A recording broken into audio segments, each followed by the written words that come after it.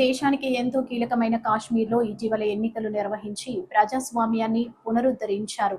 ఉగ్రవాదాన్ని నిర్మూలించి గత 3 ఏళ్లుగా ప్రశాంత వాతావరణంలో అభివృద్ధికి శ్రీకారం చుట్టారు. అలాంటి సమయంలో ఉగ్రదాడి జరగడం చాలా బాధాకరం. దేశంలో ఉన్న ప్రతి ఒక్కరూ దీన్ని తీవ్రంగా ఖండించాలి అని ముఖ్యమంత్రి చంద్రబాబు నాయుడు పేర్కొన్నారు. పహల్గాంలో ఉగ్రదాడిలో మృతి చెందిన విశాఖ వాసి చంద్రమౌళి మృతదేహాన్ని బుధవారం రాత్రి అధికారులు విశాఖ విమానాశ్రయానికి తీసుకొచ్చారు. చంద్రబాబు అక్కడికి చేరుకుని నివాళులర్పించారు. ఉగ్రమూకాల దాడిలో మృతి చెందిన చంద్రమౌళి కావలికి చెందిన మధుసూదన్ రావు చిత్రపటాలతో నిర్వహించిన శాంతి ర్యాలీలో పాల్గొన్నారు. దేశం మొత్తం షాక్ గురి చేసింది. ప్రపంచాన్ని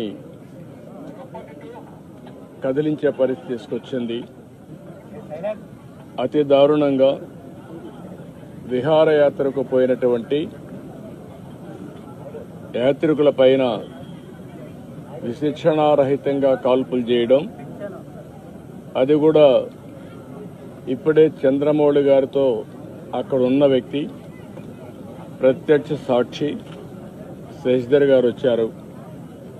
ఆయనతో మాట్లాడినప్పుడు ఆయన చెప్పిన విషయం, ఏదైతే అక్కడ వీళ్ళందరూ ఉన్నారు, టాయిలెట్ కోసం బాత్రూమ్స్కి వెళ్ళారు.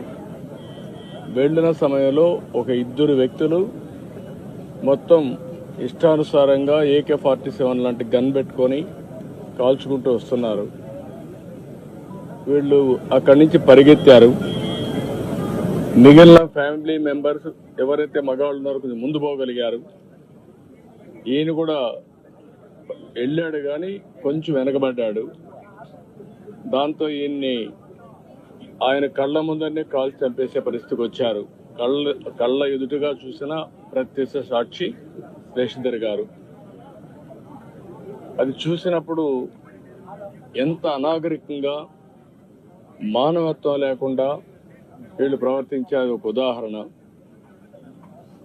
అది కూడా భార్యాభర్తలు 2 కపుల్స్ వెళ్ళారు. విశాఖపట్నం నుంచి 3 కపుల్స్ వెళ్ళారు. ఆడవాళ్ళను వదిలిపెట్టి మగవాళ్లే కాల్చారు సెలెక్టివ్గా. అదే మరి ఇవన్నీ చూస్తే ఒక టార్గెటెడ్గా కావాలని చేశారు తప్ప ఇంకోటి కాదు.